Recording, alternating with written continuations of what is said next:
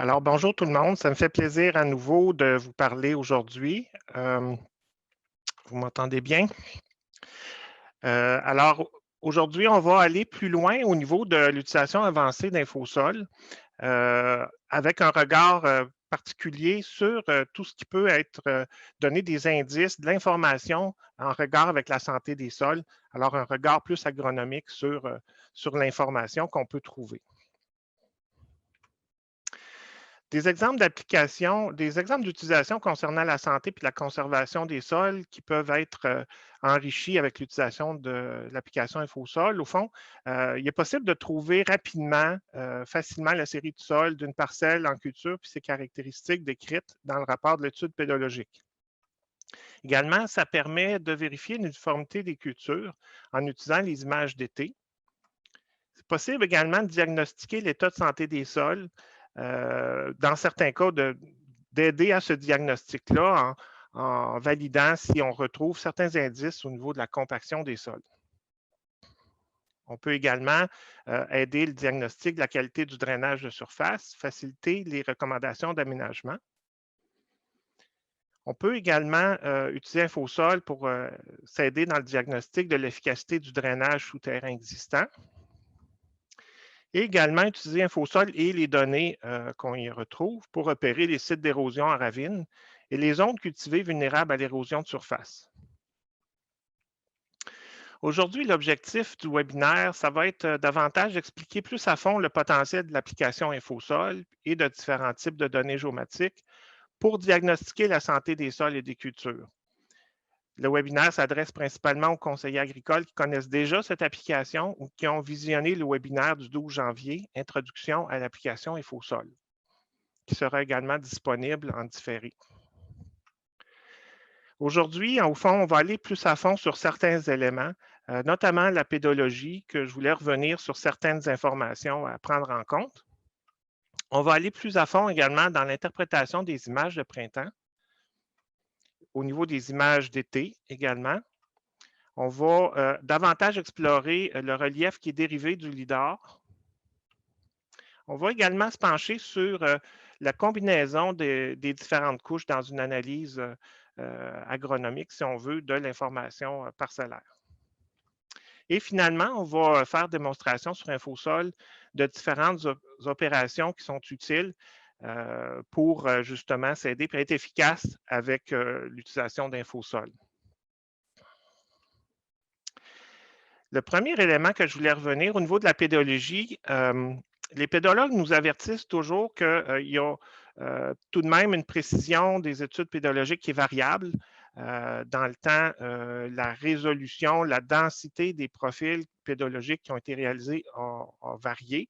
C'est pour ça qu'on a des échelles de cartographie qui sont différentes selon les années de réalisation. Mais même pour les plus récentes études pédologiques, les pédologues nous avertissent quand même à l'effet que, bon, on retrouve cette mention-là dans les rapports pédologiques. Nous voudrions mettre en garde l'utilisateur qui voudrait agrandir l'échelle d'une partie ou de l'ensemble de la carte de sol. Cette pratique a pour conséquence d'amener les limites des délimitations à une précision dépassant celle obtenue par cette étude réalisée à l'échelle du 1/20 000. C'est une mention qui a été mise pour l'étude pédologique du comté de Saint-Hyacinthe. Au fond, ce que ça veut dire, c'est qu'il faut un peu se méfier avant d'utiliser les démarcations à l'échelle d'un champ et de segmenter vraiment juste basé sur ces informations-là. Il faut également utiliser d'autres informations avant de créer des zones de gestion et de séparer, disons, nos analyses de sol à l'intérieur même d'une même parcelle. Je trouvais ça important de revenir sur cette notion-là. Le groupe de couches concernant les sols, au fond, vous permet d'avoir différents affichages. La première couche, la pédologie avec les limites, ça permet de voir les limites des changements des types de sols avec les infobulles et les étiquettes disponibles, tout en gardant un peu une vision du fond de carte qui peut être très utile de garder un fond de photo aérienne de printemps, par exemple, ou d'autres photos pour voir un peu où se situent les jonctions. On a également la couche de potentiel ARDA. qui est une couche également qui nous renseigne sur le potentiel global du terrain pour la production agricole et quelles sont les principales limitations. Alors, c'est une couche également qui est offerte dans InfoSol. On a également une option d'afficher selon les polygones de couleurs correspondant aux grandes classes de sol pour un visionnement localisé qui est plus rapide des grands types de sols. Également, il y a une version qui permet d'afficher le type de sol plus précis, mais avec un gradient de couleur très varié. Également, d'avoir une couche qui permet de donner un indice sur le drainage naturel au fond du type de sol qu'on y rencontre, qui ne tient pas nécessairement compte des améliorations de drainage de surface ou souterraine qui auront été faites à travers le temps, par contre. Ça complète pour ce qui est de la pédologie, mais le deuxième point, je vais aller plus en détail pour vous parler d'images de printemps, puis l'interprétation qu'on peut faire de ces images-là à différents égards pour mieux comprendre ce qui se passe au niveau de nos sols. Il y a une période optimale pour des photos d'images de printemps. On parle soit de photos qui ont été prises par avion en photo aérienne, ça pourrait être même par drone, mais on n'aura pas ce type de produit-là dans InfoSol. Ça pourrait être par image satellite également. La période optimale pour ce type de photos-là, pour nous révéler le maximum de choses intéressantes, finalement, on parle après la fonte de la neige, mais avant les travaux des champs. Alors, on cible surtout le mois d'avril où ces photos-là nous offrent un créneau intéressant pour voir le sol à nu avec un assèchement variable du sol. Ça permet de voir plusieurs phénomènes au fond. On va avoir une idée de la différence de texture du sol parce que le sol étant à nu souvent, sauf s'il y a des résidus, on va avoir une idée des couleurs du sol et qui parfois vont se refléter au niveau du changement de type de sol selon les zones. Le drainage souterrain, l'égouttement de surface et les problèmes d'érosion. On va avoir des exemples un petit peu plus loin. On a ici un exemple où justement une image de printemps d'avril 2006. On a un secteur où un champ est recouvert de résidus. Parmi d'autres champs qui sont travaillés, on voit rapidement que les champs recouverts de résidus, on ne voit pas vraiment les nuances de teinte des sols, alors que les sols à nu, on va voir un gradient d'assèchement, si on veut, qui peut correspondre souvent à des types de sols différents, des séries de sols différentes qui réagissent différemment. Également, la couleur, parce que de plus en plus, on travaille avec des images de couleur. On voit un autre exemple où la couleur pour nous donner un indice, la partie du champ qui va avoir une plus forte proportion en sable versus une autre partie du champ qui va avoir une plus forte proportion en limon et en argile.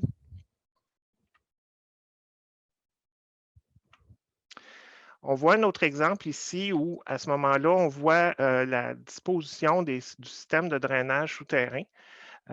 Au fond, ce qui arrive, c'est qu'au printemps, les sols vont s'assécher plus vite au-dessus des drains, ce qui devient parfois visible sur les photos. Ce n'est pas nécessairement... Évidemment, ce phénomène-là va varier selon le type de sol, va varier selon l'infiltration. Ça ne veut pas dire que si on voit les drains, c'est une mauvaise chose ou une bonne chose, mais on peut utiliser cette information-là pour différentes analyses, entre autres de vérifier l'uniformité de fonctionnement du réseau de drainage. Également, dans certains cas, on peut s'apercevoir que certaines photos permettent de vérifier si les drains ont tous été posés. Historiquement, des fois, les réseaux de drainage étaient faits par section et puis il y a peut-être certains oublis qui n'ont pas été complètement, certaines parties qui n'ont pas été complétées. Également, les images de printemps vont nous renseigner au niveau de l'égouttement de surface. On a ici un exemple qu'on voit visuellement un problème récurrent majeur d'égouttement de surface. On a validé également que ça correspond à une cuvette sur le relevé, le relief, mais on voit la teinte beaucoup plus foncée que ces zones-là peuvent avoir au printemps parce que le sol a beaucoup plus de difficultés à s'assécher que le sol environnement qui est plus asséché rapidement. Également, les problèmes d'érosion. On a ici une photo qui a été prise sur le terrain d'un phénomène et à quelques jours de différence, on a la photo aérienne qui montre que la visibilité du phénomène aussi. Alors, ça peut être un autre indice, là, ces photos-là, de localiser les problèmes d'érosion de façon efficace. On a d'autres types de problèmes qui sont visibles avec des images de printemps. On a ici différents exemples comme un ravinement en bordure de champ, des ravinements qui sont plus au niveau de la berge, un ravinement qui se prolonge qui est plus au niveau du champ. Alors, c'est les apparences que ça peut nous indiquer. Puis à ce moment-là, on sait davantage où aller vérifier sur le terrain, puis si on veut corriger ce type de problème-là avec le producteur. Il faut quand même se méfier de la photo-interprétation. Il y a quand même une certaine habileté à développer. Puis des fois, on peut avoir de la confusion avec d'autres phénomènes. Par exemple, à gauche, ici, ça peut être une rigole qui a été créée volontairement par le producteur agricole pour égoutter un secteur qui est mal égoutté. Et à droite, ici, ça peut ressembler à un ravinement alors qu'il s'agit tout simplement de l'ombrage d'un petit arbre qui va avoir une apparence semblable aussi. Fait qu'il faut toujours faire attention, puis au besoin aller valider sur le terrain. Également, un petit mot pour dire que ces photos de printemps-là, l'avantage, c'est qu'à une résolution comparable, ben, ces phénomènes-là vont être plus visibles que des photos d'été où la végétation va tendre à cacher ces phénomènes-là, surtout dans les bandes riveraines. Alors, on a un exemple ici où le phénomène n'est pas du tout visible sur la photo d'été. Ce qui nous amène au prochain bloc où on va parler davantage des images aériennes d'été. Alors, pour faire l'interprétation de ces photos-là, au fond, on regarde au niveau de l'uniformité de la couleur. Nous, en Montérégie, on a beaucoup travaillé avec la photo-interprétation dans le maïs et le soya, qui nous donne une bonne corrélation. Par contre, il faut faire attention au niveau de prairies et de céréales. Ce n'est pas nécessairement la même façon d'interpréter les photos et de la même efficacité non plus. Alors, c'est d'apprendre un peu à distinguer les différents types de variations. C'est pour ça que je vais vous montrer différents exemples qui résultent de différents types de pratiques, différents types de façons de faire pour reconnaître les mêmes patterns dans le futur. Également, on s'appuie aussi sur les autres informations pour valider nos constats, nos impressions au niveau des photos aériennes, de relief, de profil qui seraient faits sur de profil de sol ou de profil d'élévation qu'on va également utiliser dans InfoSol. Ça peut nous servir également pour comparer l'efficacité des changements effectués dans le temps, c'est-à-dire si on a des images avant intervention versus des images après intervention. À ce moment-là, c'est intéressant pour voir si on a changé la situation avec des façons de faire différentes dans nos champs de façon rapide, si on a des photos disponibles. Alors, on va avoir différents exemples que je vais vous présenter au fond. En principe, dans un champ qui a le même hybride, la même culture, la même variété, on devrait avoir une uniformité des teintes là, au niveau de photos qui ont été prises au mois de juillet-août. Normalement, on devrait avoir une zone on devrait avoir un vert qui est plus dense, qui est plus foncé pour les zones qui ont un potentiel de rendement plus normal. Et on devrait avoir une signature de plus jaune, jaune-vert, jaune palotte pour les parties qui sont plus en trouble. On a ici un champ où ça pourrait indiquer que au niveau de l'uniformité d'épandage de l'azote, il y avait un problème d'application uniforme en fin du compte. Là. Ça pourrait ressembler à un type de problème comme ça parce que le pattern s'apparenterait davantage à ça. On pourrait se faire questionner puis dire oui, mais ça, c'est beau les différentes de couleurs, mais est-ce que c'est vraiment ça corrobore des changements significatifs au niveau des rendements, au niveau des cultures? Bon, on a fait dans le passé des validations pour s'assurer que c'était le cas, là, que ce n'était pas juste une différence qui se résorbait en toute fin de saison avec des photos et des données de capteurs de rendement de la même année. Il y a des validations qui ont pu se faire. Par exemple, on a ici une zone vert foncé avec une moyenne de rendement de 9,8 tonnes par hectare et une zone vert pâle avec 4,8 tonnes par hectare pour l'analyse de la zone. On a une autre validation ici où on a une différence de 8,8 tonnes hectare moyenne dans la zone analysée versus 10,9 tonnes hectare. On voit ici la signature sur les photos. Alors, ça nous amène à penser que ces différences-là résultent à la fin de la saison dans souvent, en tout cas, dans des différences de rendement qui se concrétisent. Quand on regarde à un niveau plus, au fond, élargi dans les différents secteurs, on a ici quand même une année qui était plus difficile, l'année 2009, où la pluviométrie était très forte en juillet. Alors, les champs qui avaient des excès d'eau, des problèmes d'infiltration, des problèmes de ruissellement, ben, il y a eu des difficultés pour les cultures à surmonter ce trop grand, ce surplus d'eau-là, finalement, là, le manque d'oxygène pour les racines, etc. Mais ce qui est intéressant, par contre, de constater, c'est que dans un même secteur, avec les mêmes types de sols, les mêmes cultures, ben, il y a des champs qui s'en tirent mieux que d'autres. Alors, ce n'est pas une différence de pluviométrie qui a changé du tout au tout avec la ligne du fossé. Il faut regarder du côté des pratiques agricoles pour expliquer pourquoi certains champs s'en tirent bien, pourquoi certains champs s'en tirent moins bien. Il y a peut-être des leçons à tirer en faisant ces analyses-là plus précises. Un autre exemple ici où ce qu'on retrouve dans le même secteur des champs qui s'en tirent très bien, dans les mêmes conditions, des mêmes types de sols, même type de culture, versus des champs qui s'en tirent beaucoup moins bien. Il y a peut-être lieu de trouver les meilleures recettes pour justement utiliser des bonnes approches, même les années difficiles. Puis par rapport justement aux lignes de drain qu'on voit visuellement sur les photos aériennes, il faut se questionner, est-ce que c'est parce que justement on manque de drain, il faut doubler les drains partout, ou bien c'est justement,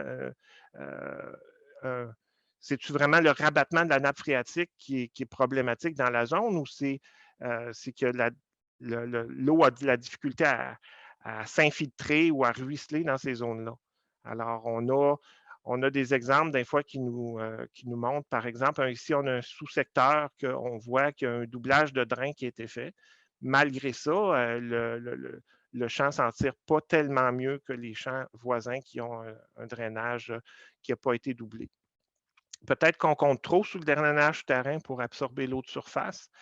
Ces photos-là peuvent nous donner des indices à savoir si dans le secteur qu'on travaille, dans l'entreprise agricole qu'on étudie, si c'est le cas ou pas. Ça nous aide à nous éclairer lorsqu'on va aller voir sur le terrain, faire des profils, pour voir qu'est-ce qui se passe.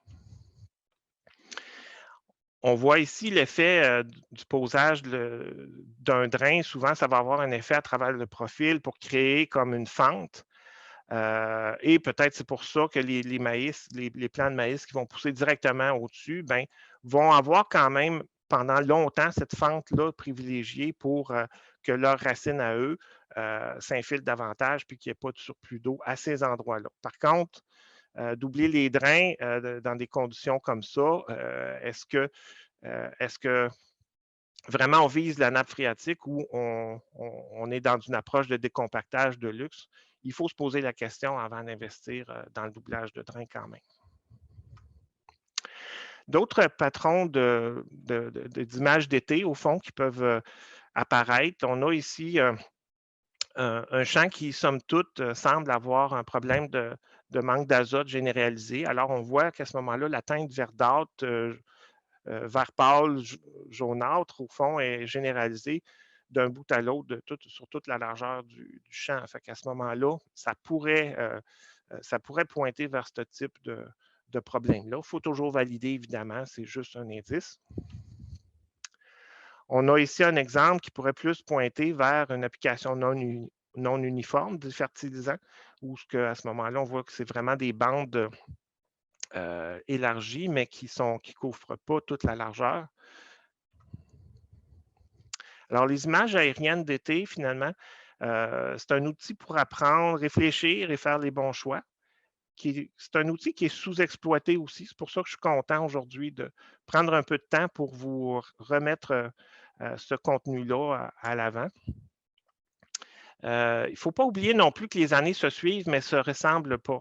Alors, il y a intérêt de vérifier la fréquence d'un phénomène à la lumière de la pluviométrie de l'été. On peut, si on a une année qui nous révèle une zone de problème importante qui baisse qui a un effet sur le rendement, mais cet effet-là se produit une année sur 10, peut-être qu'il n'y a pas un grand gain à faire des correctifs ou à envisager de faire des grands changements ou des changements importants pour une année sur 10, finalement. Fait que de vérifier si c'est des problèmes récurrents, des fois, c'est très utile. Puis de voir aussi, parfois, c'est des secteurs différents qui vont moins bien produire les années de sécheresse et les années de forte pluviométrie, bien, c'est d'autres secteurs qui vont moins bien produire. Est-ce qu'on peut trouver des façons de faire qui vont nous donner à nos parcelles, nos sols, plus de résilience dans toutes les conditions? C'est un peu le défi qu'on a avec l'arrivée des changements climatiques, où au fond, on a des variations qui sont de plus en plus fréquentes et importantes en termes de déficit hydrique et de forte pluviométrie. Fait que je pense que les défis de travail à cet effet-là vont continuer. Nous, en tout cas, ce qu'on est venu qu'à penser avec la photointerprétation, l'analyse des photos en région, il y aurait plus d'attention à porter au niveau de prévenir la compaction des sols, optimiser l'infiltration d'eau, améliorer le drainage de surface, puis également de regarder au niveau des mouvements d'eau dans le sol, des phénomènes comme les nappes perchées, ces choses-là peuvent aussi être significatifs à l'échelle des champs. Quelques mots aussi pour vous mentionner que, au fond, un outil complémentaire très intéressant, c'est l'application Google Earth en complément d'InfoSol. Ce qui est intéressant avec Google Earth, c'est qu'il y a une collection plus étendue d'images satellites de précision, puis que la précision de ces images-là est assez intéressante. Ça permet également de connaître les dates des images. Il y a une image Google qui est fournie dans InfoSol, mais on ne connaît pas dans InfoSol la date, l'année et la date de cette image-là, de ce fond de carte-là. Google Earth nous permet d'aller retrouver quelle année l'image qu'on visionne dans InfoSol a été prise. Et aussi, ça nous offre aussi d'autres images qui sont gratuites. Puis c'est assez facile d'utilisation. J'ai ici le lien pour le télécharger. Facile de googler ça puis de le trouver aussi. On a ici, au fond, un panorama de Google Earth. On a simplement tapé l'adresse où ce qu'on veut regarder le site. Et on a ici l'icône qui nous permet de consulter l'image d'archive et de faire afficher, au fond, la barre de défilement et de voir, au fond, s'il y a d'autres images d'été ou de printemps. C'est les deux périodes qui nous apportent le plus d'informations au niveau, je dirais, agronomique, là. Tandis que les images d'hiver et de fin d'automne révèlent d'habitude moins d'informations intéressantes. Je voudrais aussi dire un petit mot sur une autre source d'imagerie d'été, en fait d'imagerie sur toute l'année qu'on a découvert récemment, que j'encourage les gens à explorer. C'est les images satellites de Sentinelle. Il y a 2 satellites Sentinelle qui sont en orbite présentement de l'Agence spatiale européenne. Et ça fournit des images satellites prises à tous les 3-5 jours, mais à une résolution de 10 mètres au pixel. C'est intéressant pour la fréquence, mais par contre, la résolution est plus plus grossière, si on veut. C'est gratuit et c'est facile d'utilisation pour le visionnement. Vous avez ici l'adresse là, pour essayer vous-même le site. Il n'y a pas besoin d'installer quoi que ce soit. Vous y allez avec votre navigateur Internet. Il est préférable d'éviter Internet Explorer, il fonctionne un peu moins bien, mais tous les autres navigateurs Internet vont bien fonctionner avec ça. Puis il n'y a pas besoin de créer de compte, rien de ça. On a un accès très rapide et assez facile pour se retrouver. Ce qui est intéressant aussi, c'est que les images sont disponibles tout de suite après le passage du satellite. Souvent, les projets d'orthophoto, il faut attendre plusieurs mois avant que le produit soit complètement orthorectifié, placé, etc., corrigé. Ces produits-là sont disponibles rapidement, ce qui ouvre des possibilités qu'on n'avait pas avant. Il y a différentes combinaisons de bandes spectrales, comme la photo couleur, photo infrarouge, également des couches thématiques au niveau de l'indice de végétation, puis les thématiques agricoles. Il reste qu'il y a un potentiel à ça, mais qui est à valider au niveau de l'uniformité des cultures, de l'assèchement des sols, les types de sols, puis les couvertures de sols. Alors, il y a du travail qui reste à faire. On a un exemple ici du panorama qui est offert. On voit quand même qu'on peut déceler des champs plus uniformes, qui manquent d'uniformité versus des champs qui ont plus d'uniformité. Alors, c'est intéressant, puis il y a du potentiel à valider de ce côté-là. On va revenir à Infosol pour parler un peu de LIDAR, parce que Infosol héberge les données dérivées du LIDAR, mais beaucoup pourraient se demander, c'est quoi ça, le relevé LIDAR? C'est l'abréviation de Light Detection and Ranging, ça c'est ce que veut dire le terme LIDAR. C'est un passage par avion qui est fait avec des pulsations laser, infrarouges, non, excusez, laser seulement. Et ces pulsations-là, le retour est enregistré avec des appareillages très précis à bord de l'aéronef, ce qui fait en sorte que beaucoup de données avec un balayage qui est fait sur souvent à peu près 1 kilomètre de largeur, avec une densité de points qui est très élevée. Et l'ordinateur obtient des données brutes qui comprennent à la fois des retours de sol, mais aussi des retours qui ont rebondi sur la végétation existante. Alors, il y a des logiciels informatiques qui permettent de départager les deux types de retours.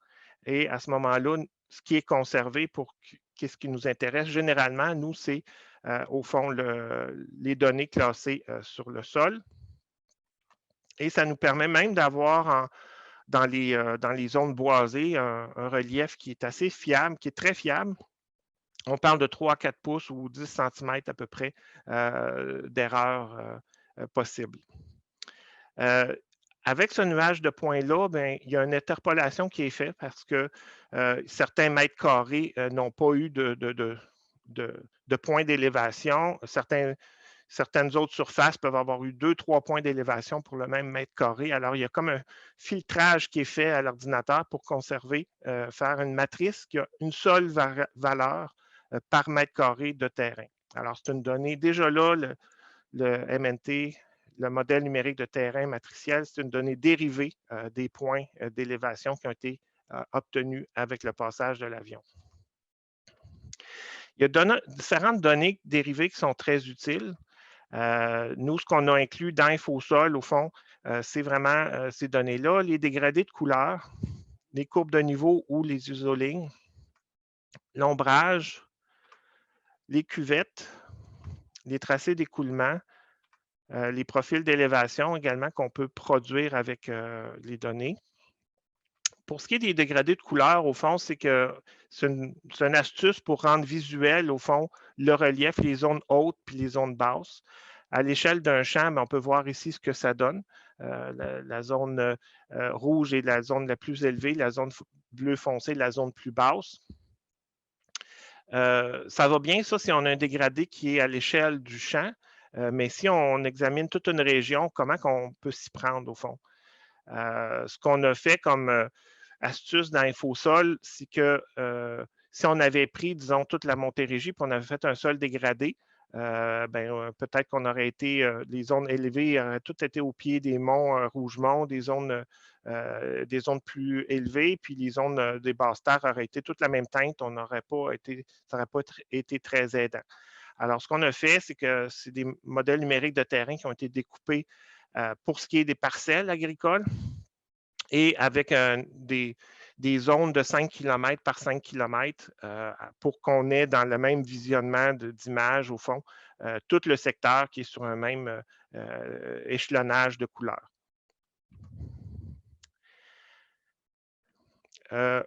Au fond, on a aussi des courbes de niveau. Une façon d'interpréter les courbes de niveau, finalement, une courbe de niveau, ça va être une ligne qui réunisse des points qui ont la même altitude.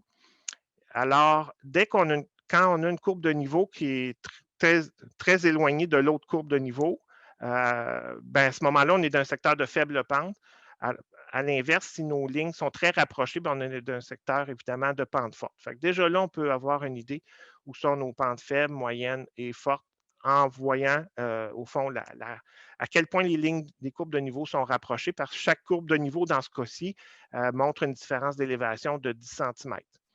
Dans InfoSol, on a le choix d'afficher des courbes au 10 cm, 20 cm, 50 cm ou 1 mètre. Également, il faut penser, quand on interprète un relevé avec courbe de niveau, que l'écoulement de l'eau va se faire perpendiculairement aux lignes.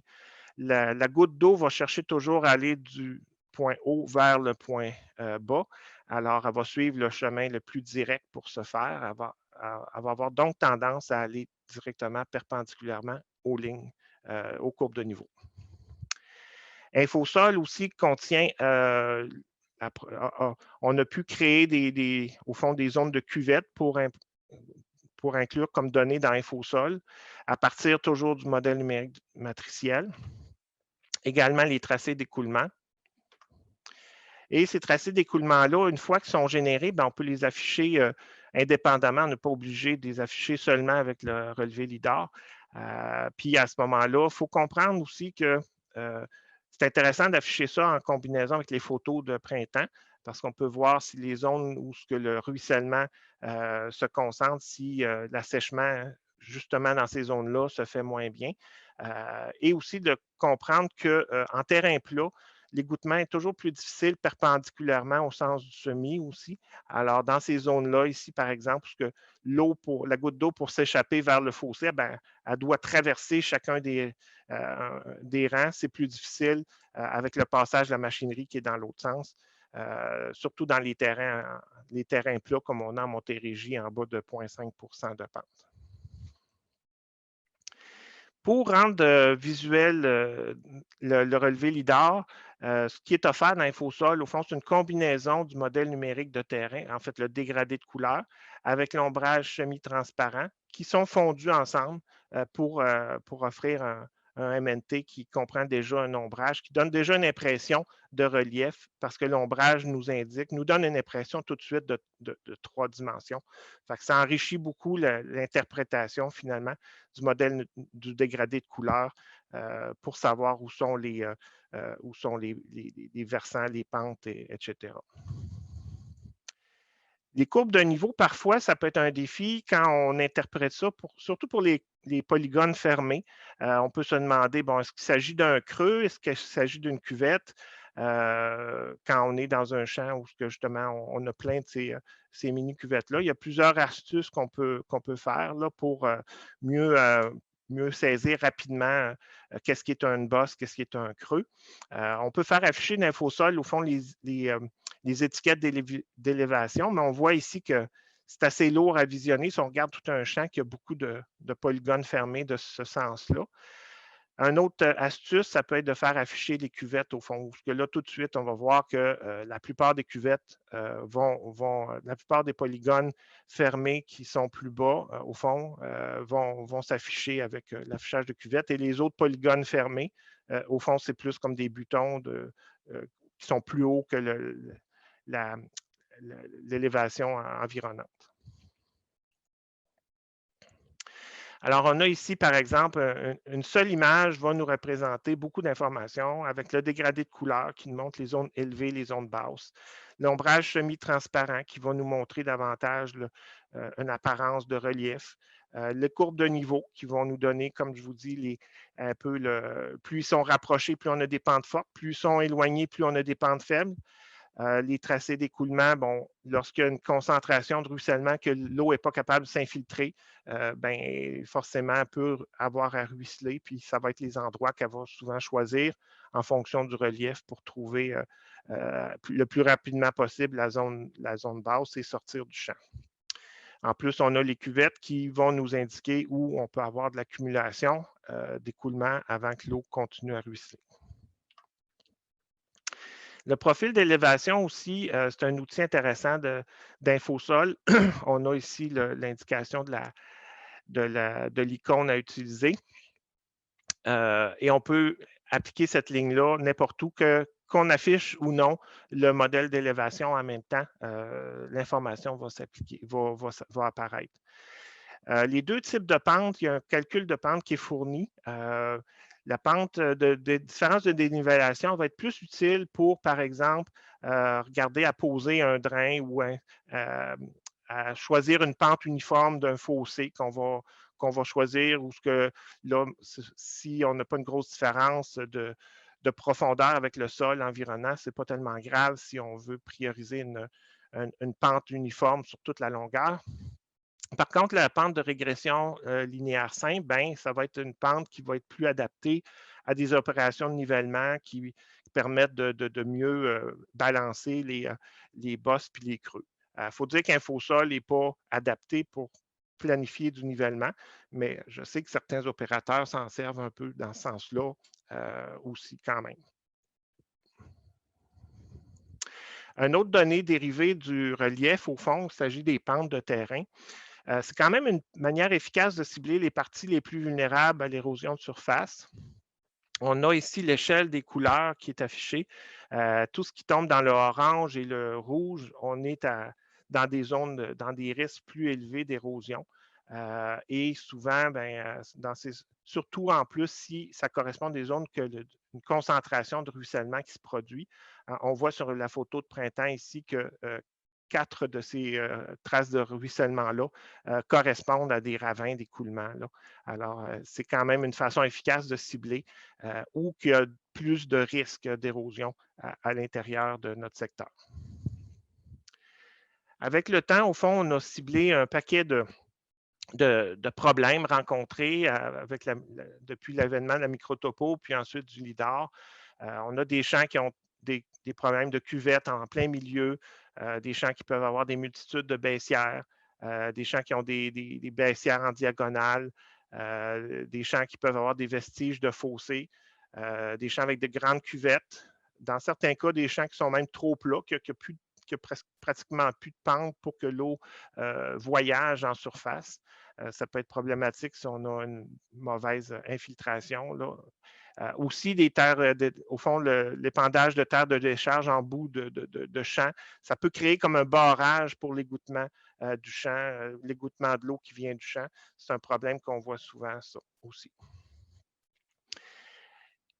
Là, quand on arrive à combiner plusieurs couches, au fond, on peut utiliser, par exemple, les images d'été 2009 pour voir, les images d'été de n'importe quelle année, pour voir sont où les zones, identifier les zones de mauvais rendement. Ça peut nous aider, en ayant différentes couches, mais là, on peut commencer à regarder quelles peuvent être les causes les sources ou des indices à cet effet-là. Ici, quand on regarde avec le relevé d'élévation, ben, on s'aperçoit que la plupart de ces zones-là correspondent à des zones qui sont des baissières. Alors, l'idée d'améliorer l'infiltration ou d'améliorer finalement l'égouttement de surface avec un nivelage de précision, ben, ça peut être intéressant. D'autres exemples où on combine finalement différentes couches d'informations, on voit, on vérifie l'uniformité de culture avec les photos d'été. Les photos du printemps permettent de voir est-ce que l'assèchement du sol est problématique, est-ce qu'il est retardé par rapport au sol environnant. On voit ici, en plus, qu'on On distingue même une petite ligne plus pâle. Souvent, c'est une ligne où il y a des résidus de culture qui ont flotté et qui se sont accumulés. Donc, il y a eu de l'accumulation d'eau au printemps, possiblement dans cette zone-là. On se rend compte que la photo aérienne historique montre que c'était anciennement le tracé d'un cours d'eau. Fait qu'on a changé l'aménagement de surface avec le temps. Le relevé relief nous montre qu'on a une zone plus basse ici qui piège l'eau dans notre secteur. Alors, on a plein d'informations, le relevé, le profil d'élévation, pour connaître quand même beaucoup d'informations sur le type de problème, le type de situation qu'on a qui a pu causer des problèmes de couches de rendement sur les images d'été. On va avoir quelques minutes pour aller en live sur InfoSol. On va essayer de faire ça quand même assez vite. Alors, il y a plusieurs informations. Là, on va tomber plus dans la démonstration sur InfoSol, comment faire différentes opérations dans InfoSol. Il y a plusieurs gens qui se demandent un petit peu comment s'y prendre pour faire, même la semaine passée, j'ai eu des demandes pour faire des validations. On a des outils de mesure qui peuvent être utilisés dans InfoSol pour mesurer des distances. Ça, c'est un exemple d'utilisation d'outils de mesure pour ce qui est des longueurs. On peut aussi faire des mesures qui vont suivre disons, un phénomène. Là. On peut faire des lignes qui vont avoir différents sommets, si on veut, pour avoir une distance. On peut créer aussi des mesures de surface. Mais tout ça, ces mesures-là vont être des mesures éphémères, c'est-à-dire que dès qu'on fait autre chose, ces informations-là vont s'effacer, vont disparaître. Qu'est-ce qu'on fait si on veut garder l'information? On veut créer de l'information qui va nous durer, qui va rester avec le temps. Bien, ça, à ce moment-là, on s'en va vers créer une couche personnelle. Comment qu'on fait ça? C'est ici créer une couche personnelle. Disons, dans ce cas-ci, on va faire un polygone. Là, il s'est passé quelque chose, mais au fond, cette couche-là, elle est ici maintenant. Même là, j'ai cliqué 2 fois. Là, et cette couche personnelle-là, c'est comme une coquille vide. Alors, il faut qu'on crée du contenu pour aller dedans. Il faut cliquer donc sur le petit engrenage et on va créer un nouvel objet. On va ajouter un objet à cette couche. On va tracer notre polygone. Là, je fais ça vite pour vous démontrer. Et là, notre polygone va se faire. Ce polygone-là, finalement, on peut changer le nom de la couche pour... on peut aussi changer la forme, notamment de rendre plus transparent le polygone. C'est toujours pratique de voir au travers. On peut choisir les couleurs également. Et on peut aussi faire afficher une légende. Lorsqu'une surface est créée, ben, le calcul de superficie est fait rapidement. Alors, cette superficie-là peut être affichée également. Alors, cette couche-là va être conservée en permanence. On peut à ce moment-là définir cette vue comme vue initiale et la prochaine fois qu'on revient dans notre infosol, disons, on va pouvoir revenir directement à cette couche-là. Une autre option, finalement, c'est qu'on peut, avec InfoSol, importer des couches. Par exemple, si je veux aller récupérer des couches de la financière agricole, des couches de champ, je vais aller sélectionner mes fichiers. Pour un shapefile, on doit sélectionner les fichiers SHP, SHX et DBF. Alors, on va faire une importation live. Il faut connaître la projection des fichiers qu'on veut importer. Dans ce cas-ci, je sais que c'est des fichiers en latitude, longitude. Généralement, généralement, vous rencontrez des couches d'informations qui sont soit dans projection MTM, UTM ou Québec-Lambert, en plus de latitude, longitude. Alors, on va lancer l'importation. Ça peut prendre un petit 30 secondes. Il faut dire que il ne faut pas que ce soit des fichiers qui soient trop gros, qui soient très gros si on veut réussir à les importer. Alors, on a ici notre...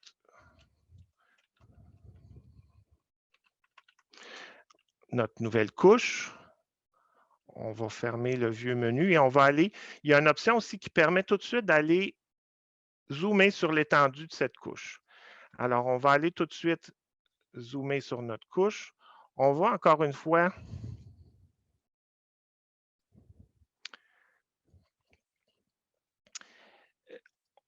là, j'essaie de changer la couleur du champ, mais le logiciel ne me permet pas. La couche est encore trop récente pour que les attributs soient comme définitifs de cette couche-là. Il y a plusieurs. Dès que la couche va être plus fermée, finalisée, si on veut, ça va être plus facile de changer les choses.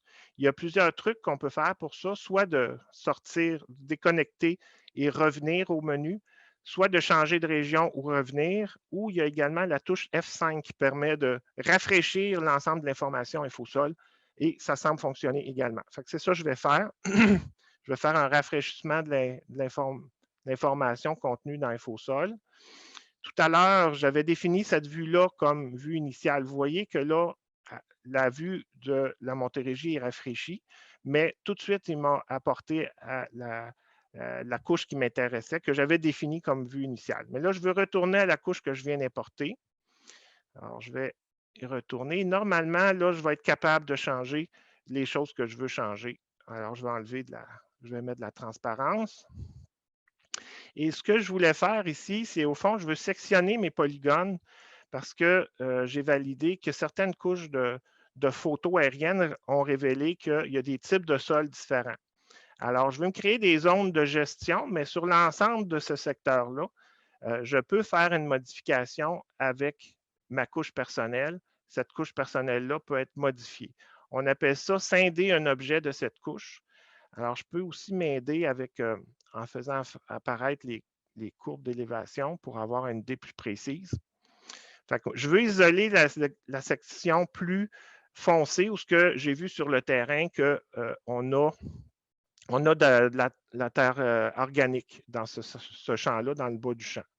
Alors, je vais créer cette zone-là et je vais faire un scindage de la couche qui va être fait en permanence et je vais aussi pouvoir faire afficher l'étiquette de relief. Alors là, normalement, mes données de relief vont avoir été, il faut que je les rafraîchisse parce que je viens de faire un changement à ma couche d'information. Et je vais retourner sur ma couche.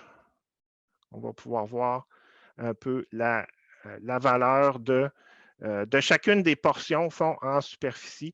Mes polygones, finalement, sont séparés maintenant.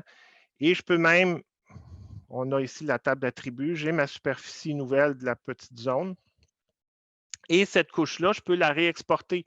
Un des trucs, c'est, par exemple, de l'exporter en mode KML.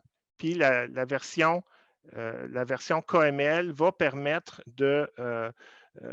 d'ouvrir la couche d'information directement dans Google Earth. Avec un curseur de visionnement, je vais pouvoir me promener dans mon champ directement. Alors, le temps avant, je vais retourner, ça donne une idée pareille des différentes fonctions possibles dans InfoSol. Il y a également un dernier élément, c'est au fond la production de plans simples. On a ici, on peut mettre une légende au plan et créer. Là, j'ai oublié, j'aurais dû changer le fond de carte. Et créer un plan rapide avec directement qui se crée avec InfoSol en PDF ou en PNG pour utiliser à d'autres fins. Alors, je vais tout de suite revenir à la présentation. On a essayé d'aller rapidement dans toutes ces étapes-là. Je voudrais vous rappeler qu'il y a toujours un guide utilisateur que vous pouvez utiliser pour vous donner plus d'informations sur chacune des étapes, sur chacune des fonctions pour vous avancer plus rapidement dans InfoSol. En conclusion, l'application ne peut pas comprendre à votre place ce qui se passe dans les champs. Les couches d'information vous apportent plein d'indices, mais le travail d'analyse puis de réflexion doivent être faits pour faire les bons choix d'intervention puis de pratiques culturelles. C'est de chercher un maximum d'informations avec le producteur agricole pour cerner les bons problèmes puis les bons correctifs, faire des profils de sol, des analyses de sol, les historiques d'intervention, etc. Il y a d'autres logiciels puis d'applications géomatiques, dont plusieurs autres que je n'ai pas parlé, qui permettent, par exemple, d'analyser les cartes de rendement, qui vous permettent tous de fournir l'information utile complémentaire concernant les sols et les cultures. Il existe d'autres imagiers aériennes, etc. Alors, je vous encourage à utiliser de plus en plus ces outils-là qui vont devenir de plus en plus performants, accessibles, à coût abordable. Alors, je vous remercie et je prendrai des questions. Alors, merci, Monsieur Poisson. Vous m'entendez bien? Oui. Oui, bon. Je vais vous demander peut-être d'arrêter votre partage d'écran pour qu'on vous voit bien pour la période de questions. Si jamais vous avez besoin de retourner sur InfoSol, ben là, à ce moment-là, on partagera. Alors, on a eu quand même plusieurs questions. Vous pouvez, les voir d'ailleurs, je les ai publiées là, dans le petit, outil de questions-réponses. Alors, dans le fond, il y a plusieurs questions qui sont quand même des petites questions, rapides. Fait qu'on là, il nous reste pas beaucoup de temps, fait qu'on va essayer d'aller vite. Fait que je vais y aller tout de suite avec la première question. On vous demandait: «Est-ce que l'usage de cultures de couverture à l'automne dans les champs peut avoir une mauvaise incidence sur la précision des photos prises au mois d'avril?» Bien, c'est sûr que s'il y a des photos qui sont prises au printemps suivant puis que le sol n'a pas été travaillé, la couleur du sol va être moins visible là, sur ces photos-là. Mais on ne voudrait pas décourager les gens de faire des cultures de couverture. De toute façon, il n'y a pas des prises de photos qui se font à chaque printemps non plus, là. Alors, on profite des années où justement le sol est visible si on veut se faire une idée des teintes qu'on retrouve au printemps, tout simplement, là. Mais on privilégie justement de couvrir les sols parce qu'on risque de voir moins souvent d'érosion avec une meilleure couverture des sols. Merci. La prochaine question: comment fait-on pour savoir quel mois la photo aérienne a été prise? Dans InfoSol, on a mis surtout les années. Alors, on n'a pas mis tout le temps le mois. Souvent, c'est de vérifier c'est quoi l'apparence, c'est quoi la culture. C'est sûr qu'au mois de juillet, souvent, juillet, août, on va voir les céréales comme déjà plus mûries et le maïs soya va garder une teinte verdâtre jusqu'à début septembre facilement, là. Alors, on peut déduire souvent les dates avec ça. Dans Google Earth, on a les dates précises, c'est-à-dire la date, le mois et l'année. Merci. La prochaine question: comment accéder à l'imagerie aérienne d'été pour un producteur? Qu'est-ce qui est disponible dans InfoSol? Bien, ça varie beaucoup d'une région à l'autre. C'est sûr que on a différents choix. Le fonds Google est souvent un fonds d'été, ce qui est offert dans InfoSol. Comme je disais, on n'a pas dans InfoSol la date du fonds Google, mais souvent on peut aller voir Google Earth. Comme je disais aussi, Google Earth a une banque d'images qui est intéressante aussi, qui est complémentaire à InfoSol à cet égard-là, là. Mais on espère dans le futur, comprenez, c'est toute une question de droit d'utilisation, etc. Mais c'est sûr que si on peut avoir légalement l'option de rajouter ça dans InfoSol dans le futur, on aimerait ça aussi, là. Merci. La prochaine question, c'est: est-ce que les données de hauteur de végétation dérivées des photos LIDAR sont fiables pour la détermination du degré de retour en friche des parcelles? Puis, il a précisé aussi plus loin qu'il parlait du produit dérivé des données LIDAR disponibles sur Forêt ou Données Québec. Oui. Il y a un produit effectivement qui est distribué par le ministère des Forêts, Faune et Parcs. Il y a que nous, on n'a pas repris dans InfoSol, qui donne, par exemple, la hauteur de la végétation. Alors, c'est une couche d'information qui utilise à la fois la donnée du sol puis la hauteur de la végétation. Eux, c'est surtout les forêts qui les intéressent. Alors, c'est sûr que là, ils font une couche qui déduit les deux informations pour avoir la hauteur des arbres, en fin de compte. Cette couche-là peut donner une idée de la hauteur des arbres découverts forestiers. Je n'ai pas étudié à l'effet de quelle précision que ça a, mais normalement, ça peut être assez intéressant pour déterminer les peuplements matures, des peuplements plus jeunes, etc. Les friches, ça peut être encore plus fin, là. Ça peut être difficile à déterminer parce qu'il faut qu'il y ait eu un retour, une pulsation d'élévation du faisceau laser qui rebondit sur le petit arbre qu'on cherche à connaître la hauteur. Alors, c'est un petit peu limite là, comme précision si le couvert est très ténu. Merci. La prochaine question, c'est est-il possible d'extraire les données LIDAR pour une intégration dans des cartes spécifiques via des logiciels géomatiques tels que ArcView? Ça, à ce moment-là, c'est vraiment d'aller chercher la donnée sur le site de ministère des Forêts, Faune et Parcs. La donnée est téléchargeable gratuitement en données ouvertes. Fait que oui, ça se fait, mais de ce sens-là, mais pas par Infosol. Infosol vise à fournir une donnée qui est visionnable rapidement, mais pas téléchargeable. Je vais prendre une dernière question, mais sachez qu'il y a d'autres questions qui ont été envoyées, puis je vais vous les faire suivre, Monsieur Poisson. Mais pour la dernière question, parce que là, l'heure avance, est-il prévu de faire périodiquement des relevés LIDAR pour une même région? Il faut comprendre que l'entièreté du Québec n'a pas été fait encore. Il manque toute la péninsule gaspésienne, le Bas-Saint-Laurent, il y a des bons secteurs qui restent à faire, puis c'est supposé se faire en 2021. Je sais qu'il y a déjà question de refaire des secteurs qui ont été faits il y a 10-12 ans.